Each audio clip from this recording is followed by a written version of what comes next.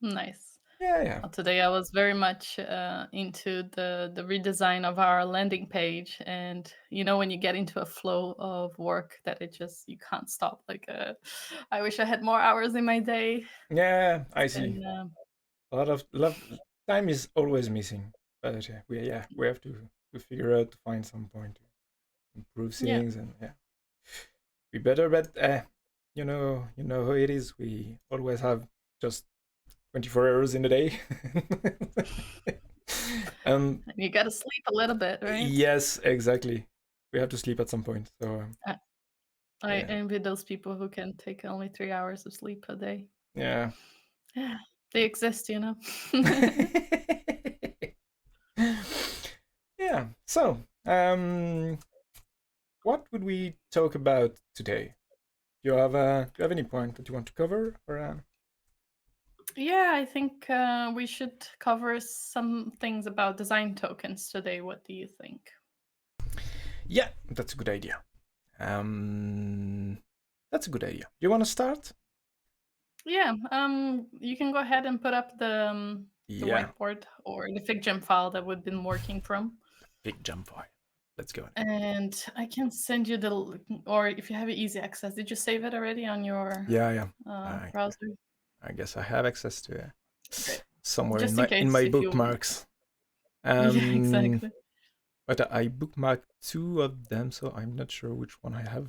But Well, you will see my avatar over there. yeah, There you go. yeah, You perfect. you you came into the right one. I'm in it. Nice. Awesome. So yeah, it's our mind map is starting to take shape around design system. Yeah. This was our starting point, and one of the things from the basics is definitely design tokens, right? We already highlighted before and even outlined some examples of design tokens from both design and developers' perspective. Hmm. And in the previous sessions, we talked about a load of other stuff like technologies, frameworks, documentation, and even I still need to add some more links to some interesting design system books that we should list. But within this universe, yes, definitely there is an area of design tokens that deserves, like after you learn the basics about it, that it will deserve some proper um, workflows and decisions around it, right? Yeah. So Right. I think it deserves a little section here, design tokens. And at this point, I wouldn't even know if it's like more important than documentation or not. Oh, tokens. Tokens. Um, like the order of priority. Well, I guess if you're working with building the design system, it's kind of one of the first things that you need to set up, isn't it? Yeah. Definitely. Would At you least would you say? yeah, on the technical part, we will probably want to start with it because otherwise we will restart to hard code some values in different components, different elements, and quickly you will probably have nothing that could reference every part, every places in your design system when you are using different values. So you have to go over the different implementations and so on. So yeah, you probably want to start with implementing design token. Yeah, put like one here for. I completely agree. And I guess one difficulty that we have is with actually deciding how, what's the word for it I'm looking for? How granular you want your Mm, design tokens to be, right? Because it's easy to think about like colors, right? So colors is a set of design tokens, and it's very easy to set up a basic palette, right? You're gonna have your red, your orange, your green, your blue, and just give me 1 second. I need to think of something here. Right. I just needed to find out another message to gather my thoughts. So when we have this basic palette, mm, we start applying this palette into more like concrete and real case usage, right? So we would have probably color primary. Yeah. And that's when we would actually, let me separate these. Yeah, something that is more related to what we are doing with this color rather than defining the color by itself. Those, like application, like proper application, right? Yeah. And the way I like to see this one is more like this is a base level. And let me see if I can name it differently here. Subheading might be easy. Base. And just with colors, right? Because calling this base for everything, it like understanding these levels of design tokens is what always gets me, right? Like how do we divide these things properly? But I would say this is a first level. Yeah. And that's when, for example, we would connect one with the other. Right. So our primary color is like a tone of orange. We define which hex value is this orange based on, XXX, whatever. And this is just what's the value of that token. But we're really just sticking with defining tokens. We don't care about the values at this point. I think the tricky part starts to, or we start seeing like more complexity when start having second levels, right? So not only now you want to say it's color primary, but this color primary is now being used on primary buttons, right? Okay. Help me out here, like primary background, for example, color, because very likely you're gonna want to maintain the connection of your primary brand color to the primary use of this color. And that's my issue as well with the word primary. Right? Yeah, because when I see something like that, I wonder, does the primary background color is the same as a color primary, or is it a variant on it? Is it a lighten or a darken version of the color primary? Exactly, it depends. Well, right here I made them the same, right? So that's why I'm putting these errors. Yeah. Like the color primary is actually just calling to color. So the background is calling to color primary, and then which is calling to orange. But that is like the existence of this token is there to help us redefine this value if we ever want to. Let's say later down the road, I want to rebrand or just do something different. And I don't want it to be connected to the color primary anymore, but it's still a primary use of that background, right? It's a background you see in my primary buttons, whatever. Yeah. Now I want to change, like my primary brand color is still orange, but I feel that now my primary backgrounds are better if they're blue. Okay. Hence, I can now redefine this value without having to go into the code and find out everywhere where I'm using that background and redefine. Or like change this to another level. Yeah. But that's like we're then going really granular into design tokens, right? You define every single aspect of your visual style of your application or website. You make that into a design token. And you can imagine when it gets so detailed, it gets more complex, because how are you going to remember all of the design tokens that you have? So I guess, is there a way to think how granular we want to make our design tokens? Can you think of something? Yeah. Let me think a bit about it, because it reminds me what I am doing, what I'm trying to implement the theme variation inside a design system. Something like just switching between light and dark modes. And I'm often basic, like basic colors. They're used to map my first level, like my primary color, and then I have a primary light variant of the color, and I finally have um, the variable that is used in my theme. So finally, I have a maybe a third level that is not a third level in terms of granularity, but is probably more a utility level where you are finally mapping your final tokens, or not tokens, your final variables like in CSS custom properties to defined tokens in your design system. I like that definition actually as a word, utility level. Mm-hmm. So we could group those tokens per utility. Yeah. And then what would you call then the first level? I'm not sure that we need to use the first level. I mean, not directly into the utility level. It's probably more a transition step between the base and the, I don't know, kind of Transition level. final level. Yeah. I like that.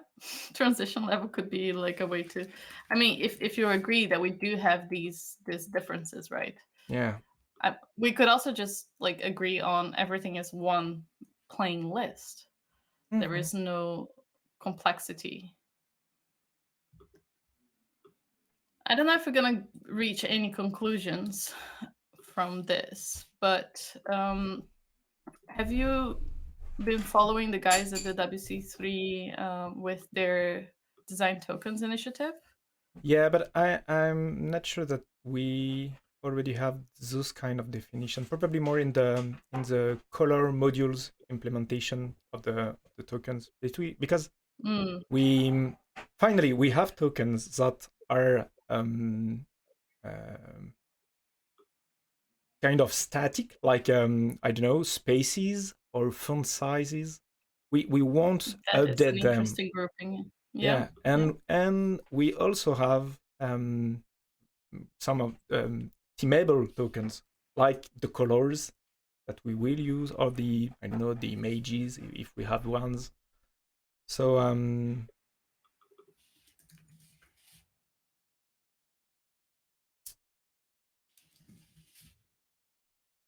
yeah. At least I like to kind of start giving them names to also help when the team is like coming together to set these definitions, which ones should they start from, like what should they think about. And if you already kind of classify, look, there is a set of static tokens, then you can already get that out of the way at the get-go. It's just like static, it's really simple, it's not going to change. Mm. Let's just define these, give these levels, decide on the naming convention, because obviously that is also another trick Mhm. that Yeah. needs to be taken into account. And from there, I guess, yeah, the colors is where things start getting a little bit complicated. Yeah. Finally, I guess colors is probably the most complicated tokens in overall, because what is related to spacing, sizes, I don't know, shadows, Mm, radius, those kind of things. And generally, when you have them defined at some point, you don't have to really find them, because they will probably be global for the rest of the application and different use cases. But um, often it's not what is the more visual stuff, you know. So we prefer to start with colors because we quickly can see the differences when we change the colors, and we will see it. It's really visual, but it's also the most complex one. In my opinion. yeah, no, definitely. It's the one that we like to start from. Yes, indeed, because it's the quick wins, right? And the Mm. more pleasant to see the differences.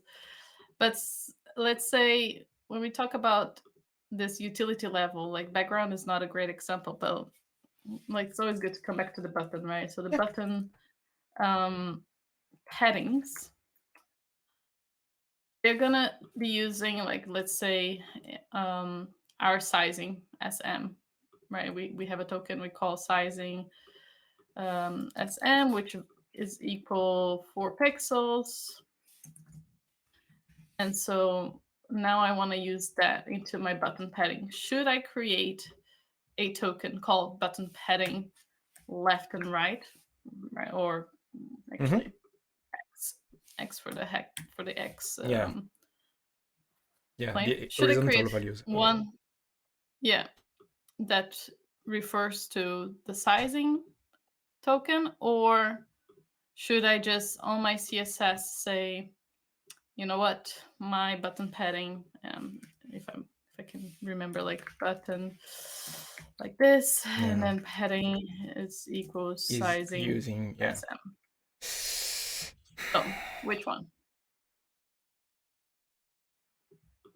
Because the alternative is this, right? Padding is button padding X. Yeah.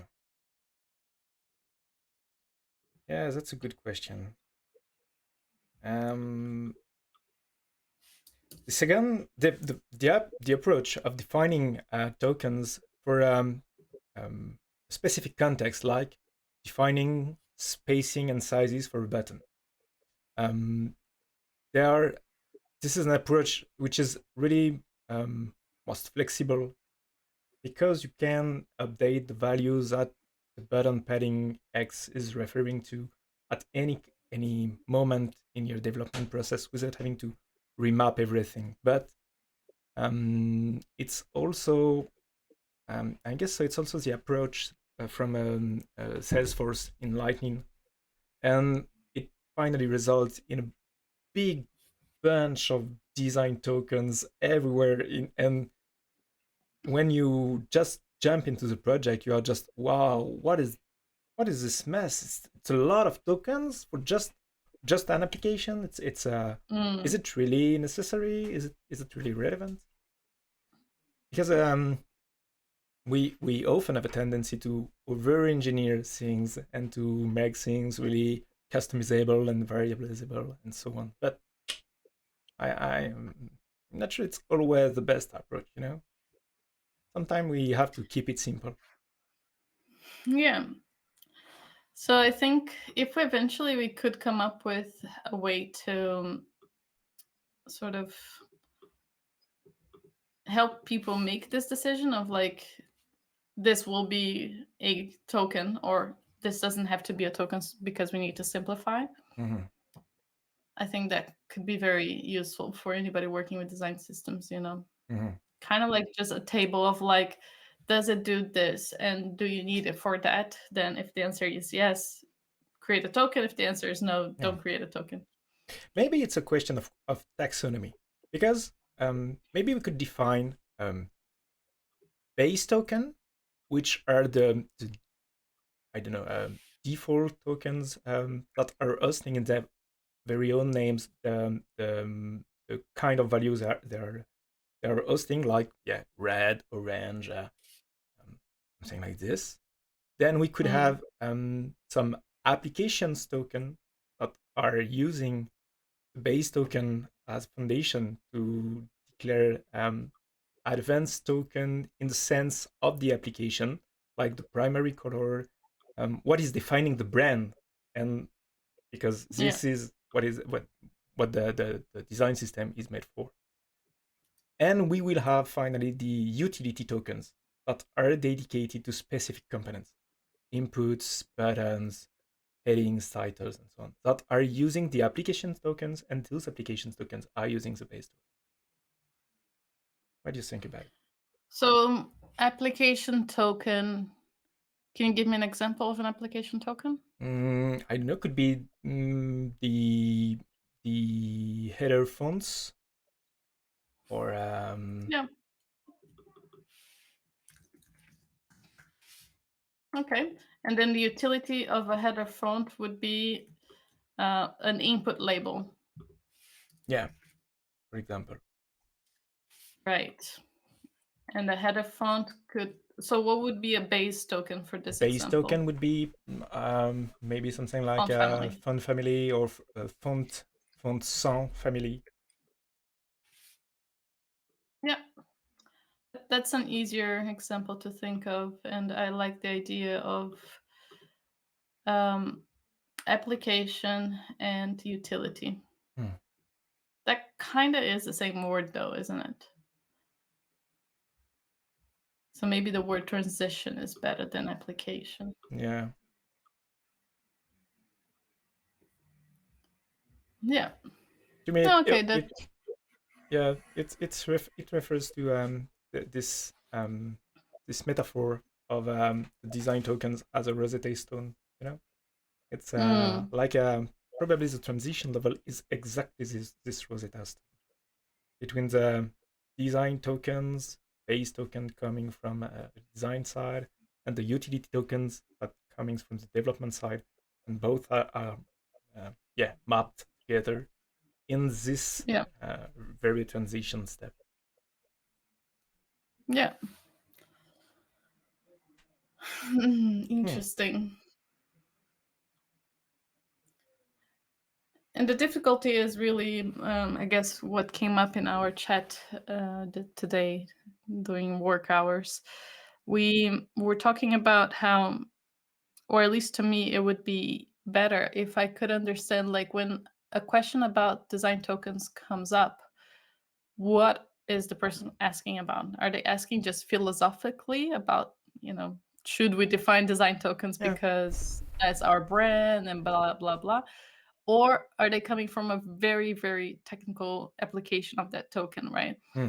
So, for example, if you define this utility levels tokens and you end up with 500 different tokens, now to generate the CSS of that, we're going to put an overload in our system, because it's going to generate, X amount of combinations of tokens, or the combination of these tokens will end up in being like exponentially so many lines of CSS, and that's not feasible.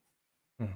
So, like, yeah, if I guess the general rule could be, if it's a developer asking about Zen tokens, they're really just having in mind or trying to solve like a technical issue, whilst asking the designer about design tokens. And I hate those words because they start getting confusing, right? Yeah. Like I don't understand what's the consequences of having so many tokens, right? Yeah. It's not that easy to solve. I guess it's probably what the design token community group is trying to do with the specification. You know, having something related to best practices, both from Yeah. the design part and the developer side. But um, in the meantime, we have to figure out by ourselves how to do so and how to work with Yeah, it. exactly. So yeah. Yeah, and even when I try to read their entire documentation, I just get lost so easily. Mm, It yeah. feels like I'm missing some pieces of information to really get my head around. Or maybe it's because like some of these things are not specified yet, and that's why. Yeah, maybe because the first draft is really focusing on how to define a common format that will be ready to be handled by different software editors.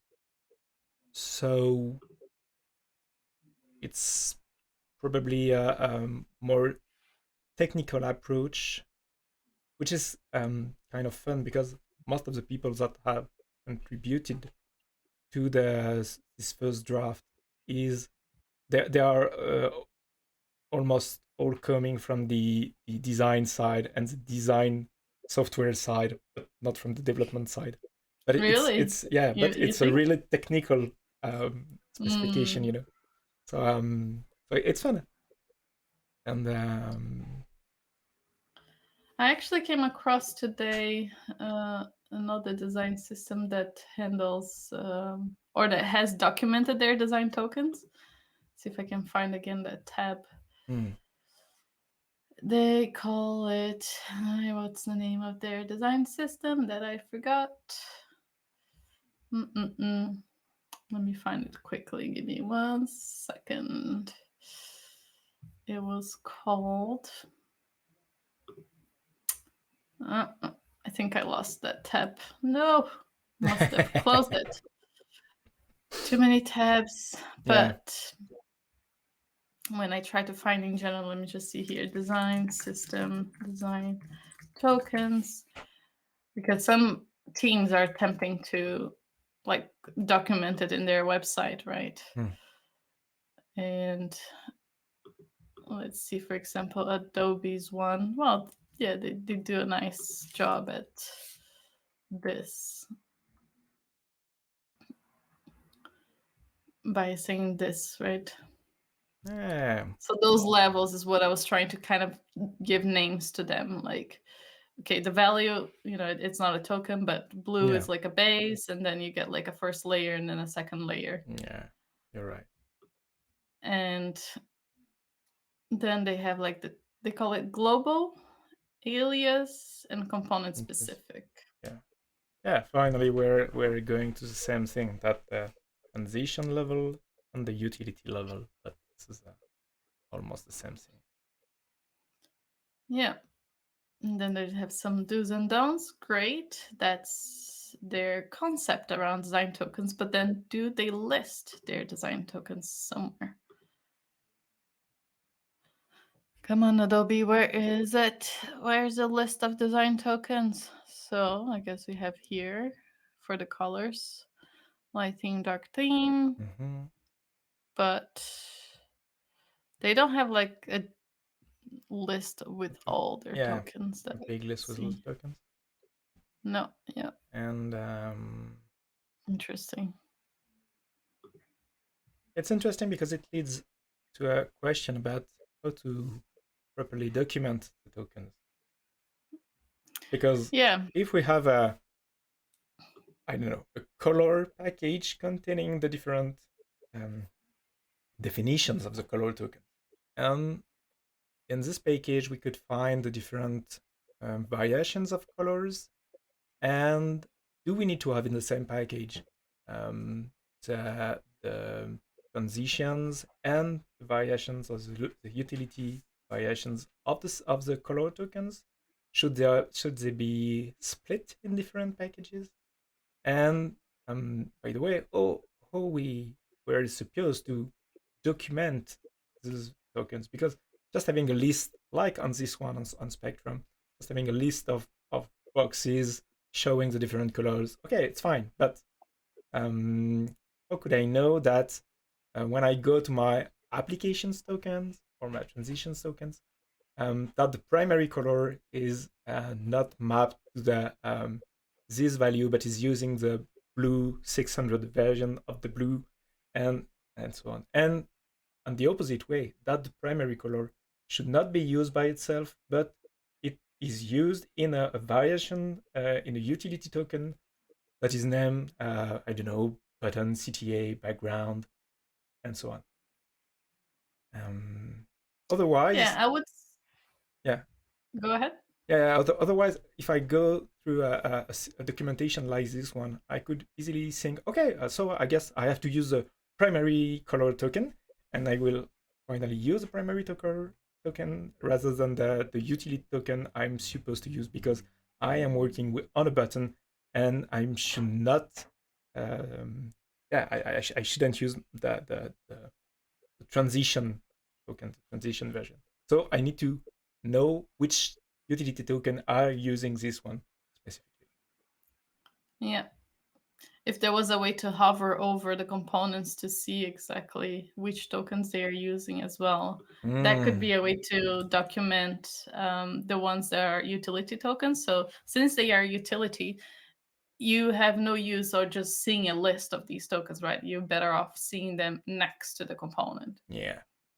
Something like Zeppelin did in the past when you uploaded sketch files and you just clicking on the component in the sketch file, and you've got access in the right side, if I recall correctly. The Yeah, different values and and so the on. right panel. Yeah, should be Something really like that, nice. but I mean, even more interactive just by sort of like hotspots or highlights or tooltips or something, Mm. as you're going through the component, oh, this is the font. Like what the inspect tool does for us, right? Like when we click inspect and we hover on something, like this little box tells me everything I need to know, except that, of course, this is just hard-coded values, and that's not interesting to me from a design system perspective. Yeah. But if I could get this, like the first part, I don't need the accessibility part now. Mhm. The first part, well, like color is, token, color typography base, Mhm. whatever, like the name of the token we set. And then I don't care for what's the font size, but the spacing is definitely interesting for me to know that, Yeah. there is a margin, and that margin is my spacer SM. Yeah. So I think that could be a way to document. Of course, for those who like to interact with the documentation in a keyboard basis or don't like to hover things, they just want to see the information, maybe it could also be like the page gets generated by extracting these informations and then sort of just listing it next to the component. Yeah. This component is made of these components. It's almost like a blueprint. Oh my God, Mm. we need to make a blueprint of components. Yeah. That's it. You're Right? right. Yeah, you're right. Because like even when I look at the Lightning design system, for example, um, they have a page specific for design tokens, Mm. and then you can see the categories of design tokens. Yeah. They don't really like classify. Well, they do have like global. No, this is just internal, and it's their. This is just how they organize themselves. So they don't have any like grouping of this type of token, that type of token. They Mm. really just have it a list, and they have colors, Yeah. and they have background, text. So this is text color. I wonder, does the text color refer to color?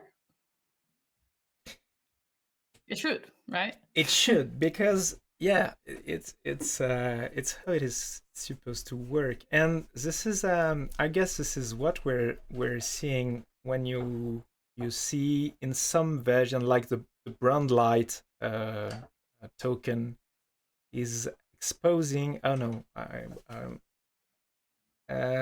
this one, the brand header contrast warm active. Okay, we've got the values and we've got a reference to a palette red 40. So I guess, I'm not sure, but I guess that the palette red 40 is the initial base token that is really hosting the values, and that these values just map to the brand header contrast warm thing. But then does that mean that this one does not have a base? I suppose so. I suppose so. I mean, they don't need to um, explain themselves. I don't think in the end it's like if their team understands when they are Mm. working with Salesforce products and they know what to choose Yeah. based on this documentation, then great. But if not being part of the team and just trying to understand their tokens to maybe replicate for myself, it's not very straightforward. It's not easy to understand No. where they come from. But I haven't read all the documentation, so maybe they have more information here. So this is interesting. Like token bundles, Mm. create one, define and use tokens using expressions in tokens. Oh, do they mean like developer expressions? I do know. Who is this for? But it's Is interesting. this for developers? What yeah, Yeah, it's a developer guide. Yeah, it's a developer guide. Okay. Yeah, okay, because Okay. yeah, okay, this is one implementation of Lightning, because finally Yeah, Lightning is available in different flavors. So Aura is one yeah. of them. But Right, clear. Yeah.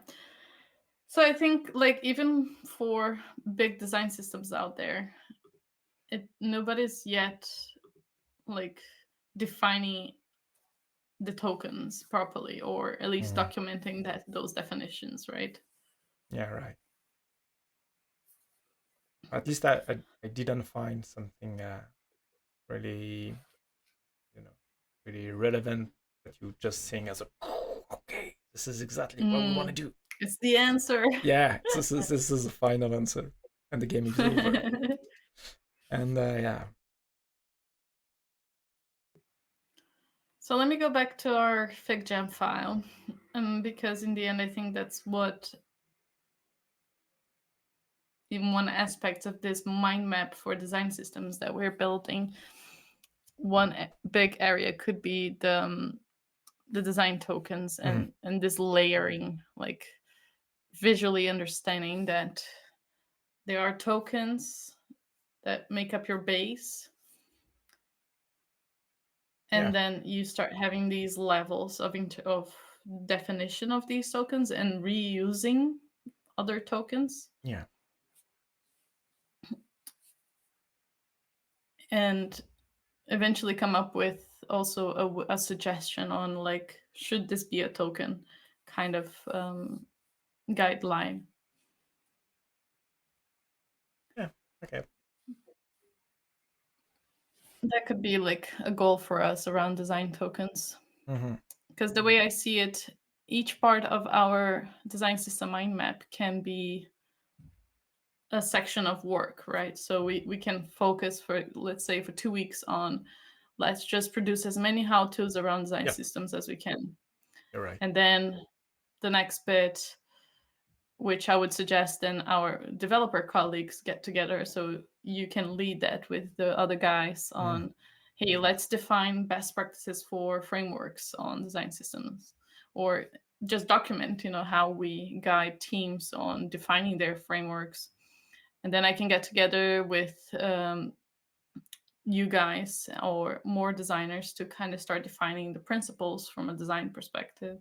Mhm. So yeah, we just group these buckets of work and hopefully then generate kind of, could even be like a course around design system, right? How to Yeah. Oh, yeah. Yes. create Yeah. your Yeah. design Yeah. No, system man. team. You're right. You're right. It should be nice. It should be really nice. Yeah, Yeah. those frameworks for documentation, really nice. Mm. I think it's definitely like a way to guide ourselves on, like, Yeah. extracting information from this mind map. Yeah. So yeah, I'm not sure if there's much more that we can extract from a design tokens perspective, or that we can try to. Yeah. I'm not sure. The next step will be probably how will be related to the documentation. How we properly document them. How we could Yeah. auto-generate documentation from the tokens by themselves. Oh yeah. Not only um, not only their purposes, where should they be used, and so on. Because this one is probably more some documentation did by the design team, because we created this token because we needed it, this kind of situation, blah blah blah. But probably more the tree of use of the token by itself, where it is used, where you should use it, and so on. This one should probably be auto-generated in the code. So hmm, Yeah. Interesting. I agree. I think from a designer's perspective, when working with Figma, we now have some plugins that help with defining the tokens. mhm, So, and there are some other applications out there trying to solve the issue of having the tokens living in a place outside of design and development, so it's generic and it feeds both. mm, But I feel that most designers still start their tokens from their platform. It's hard for a designer to adopt tokens coming from development, I would say, or in general, like, generalizing a yeah, lot, yeah, is oh yeah, design teams have strong opinions, right? And they start just defining their colors and stuff, and they don't really care if there's anything already in development or not. Which is So probably the who's best way to do so, because yeah, as developers, we're often messy. yeah. We know how to name things, but we don't necessarily know how to use it properly. So, Yeah. so it's probably better to avoid any existing things and just starting from scratch. But it's not always that easy. Each time I starting to work on a new text sample for backlight, each time I'm a bit lost by saying, okay, what should I define now? Should I define colors? How many colors? Which ones? And is it really relevant? Yes, of course it is, but to have something that is really valuable in terms of examples, something that people could easily refer to, and so on. It's not. It's not an easy task. So your struggle when you're starting a new text sample is because you don't have a design system as such, right? Yeah, To start building. yeah. Often I don't have any kind of reference because we're just saying, okay, let's make a new starter kit for I don't know, uh, Vue or React flavor or something. And I'm just okay. So I don't have any kind of reference. I don't have a brand that I could refer to. I have just nothing, and I want to produce an example that is relevant enough to help people to understand how to declare tokens and how to use them. But So maybe that's also something kind of a prerequisite to defining design tokens. It could be that you need a brand. yeah, I guess so.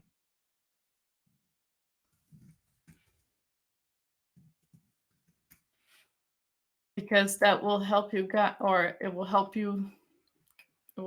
guide you to which tokens do you need. Yeah, and it's a common process in terms of creation, in terms of design, and so on. I mean, I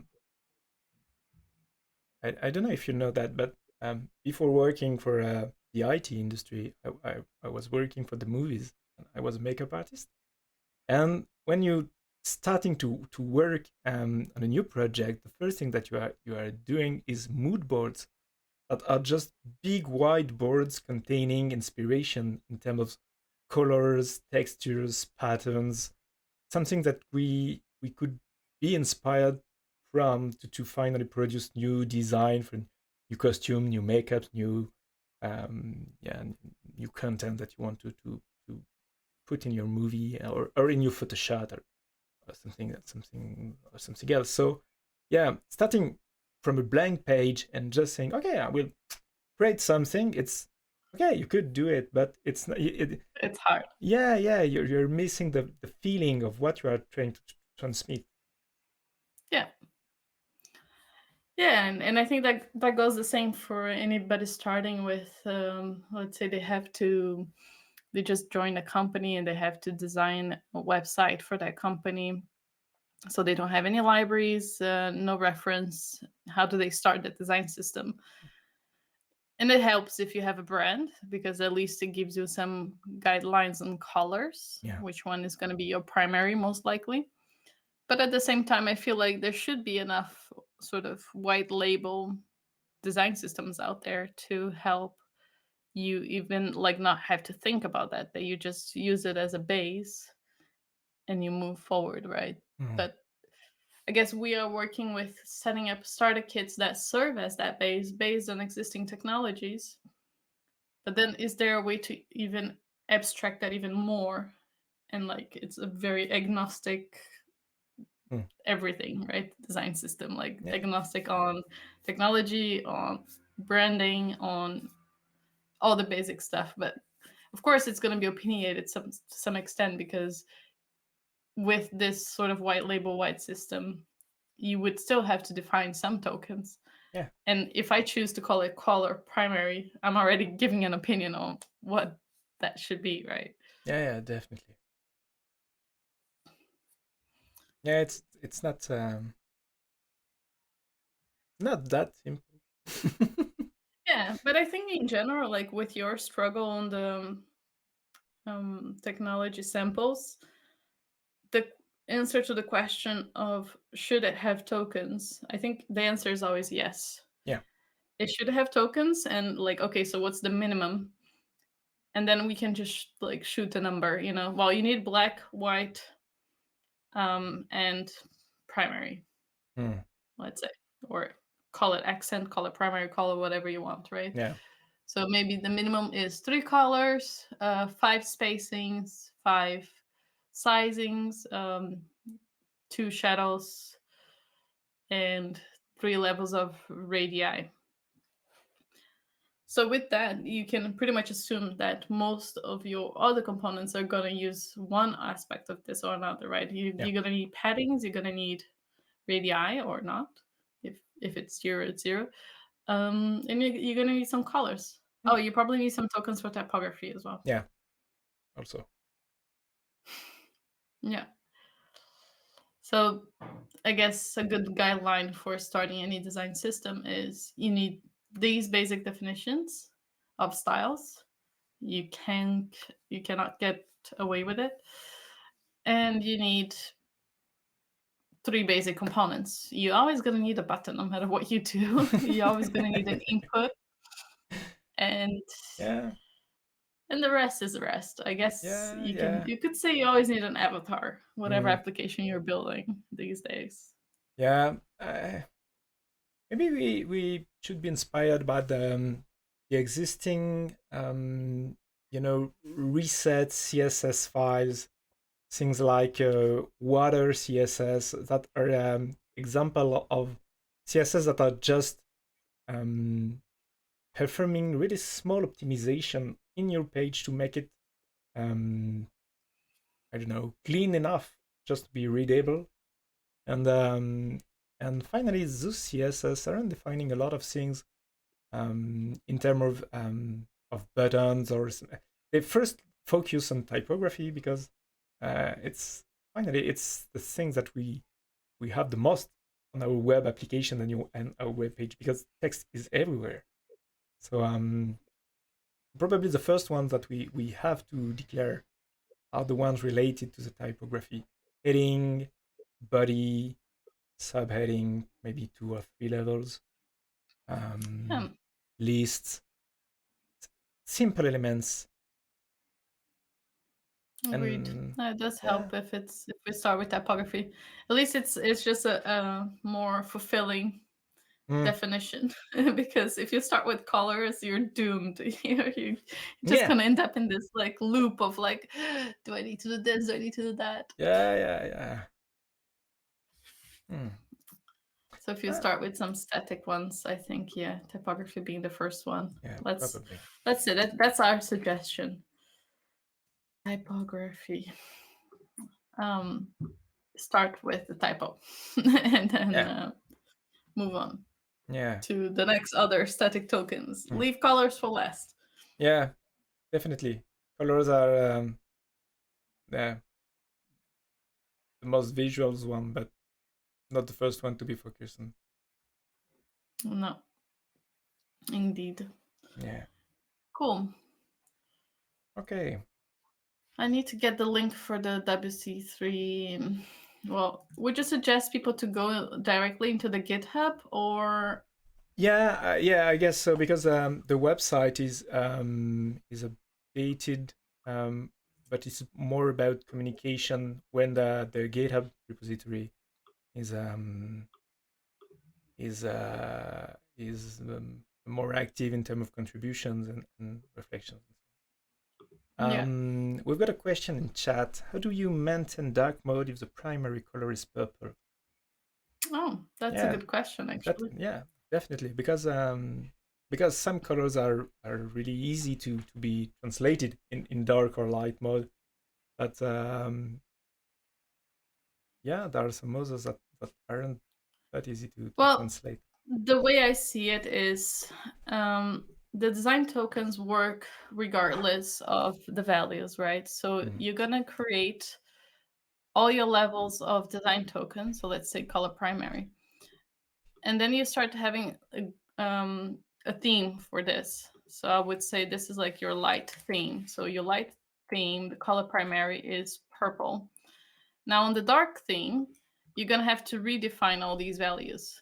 The token's still the same, color primary, but then you define it to whatever purple, if you still want it to be purple as your primary color, it will just have to have a different saturation of purple or a different tone of purple that matches a dark background much better. So I would say it's a matter of testing out your colors that work on the light mode, testing them out on the dark mode. And the biggest struggle that we had when I was working previously with having the both light and dark theme was especially on the base, right? Because that means you're going to have a base color, all these ones, both in light and dark, except that this red and light is a more bright red, and this, or actually more dark red, and this one on the dark mode is actually more bright because of the contrast. But then it helps when you start or you put these colors with, I don't know if they have here, like, no. FigJam doesn't have many things I can play with in colors here. But one of the issues that we were having was with like the gray scale, because we had gray that goes from light to dark. And then we assumed that on the dark mode, the gray was from dark to light. It was just complete opposite, right? But that wasn't the case. Like, we kept the gray colors the same, both in the light and the dark mode. But I see that there's a follow-up question, right? To what if the brand color is purple? Can't really change the color. Yeah, you're right.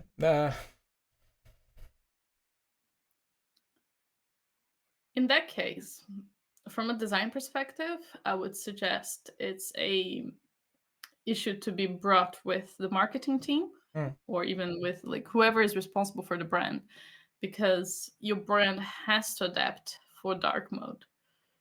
So if your color is purple and you can't change that hex value, it has to be in everywhere. The thing is, if it doesn't have enough contrast with the dark background, you're stuck. And then you cannot use your primary color.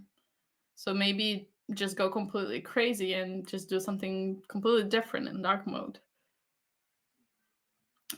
The thing is, you cannot be too hung up on the fact that just because your logo has a purple color, that should be the color same in your entire application.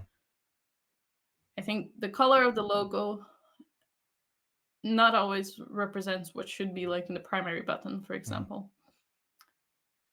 So that's why when it comes to UI and the colors chosen for UI, I think there is a little bit more leeway than just defining, that's my brand color, period. Because in the end, you're going to lose users if your contrast is not accessible enough, basically. Yeah.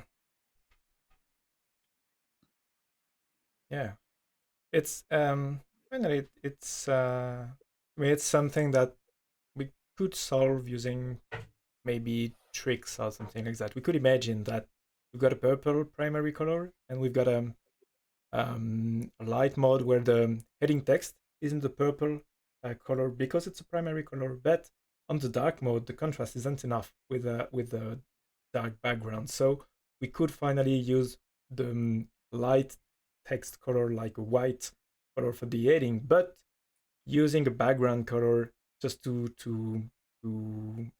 highlight the heading over the dark background. So we keep the purple color, but we can kind of adapt.